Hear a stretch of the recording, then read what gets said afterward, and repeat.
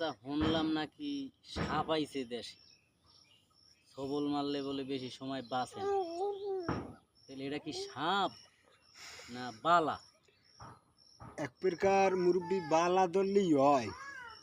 যে অবস্থা দেশের, একটু দেখেন, পাঁচ ওয়াক্ত নামাজ পড়বেন, আল্লাহ বিল্লাহ করবেন, দিনের পথে চলবেন, মিথ্যা কথা বলবেন না, দেখবেন ওই বালায় আপনারে ছুঁইতেই পারবেন আল্লাহর রহমতে। এইটা মনে হয় যে ওই যে করোনা আইছিল না, হুম।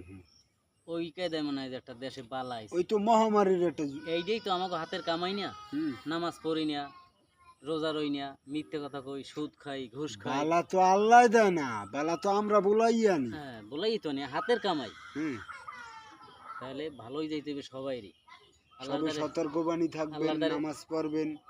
আল্লাহর দ্বারে মাপ চাইতে হইবে, মসজিদে পাঁচ ওয়াক্ত নামাজ পড়তে হইবে, আল্লাহ বিল্লাহ করতে হইবে, সবাই দ্বারা ভালো ব্যবহার করতে হইবে, সুদ ঘুষ হালাল হারাম বাইসে খাইতে হইবে, সব বিষয়েই অ্যালার্ট থাকতে হইবে। তাহলে আল্লাহ মাফ করতে পারে। তাই সবাই আমরা ভালোই যাই ইনশা আল্লাহ।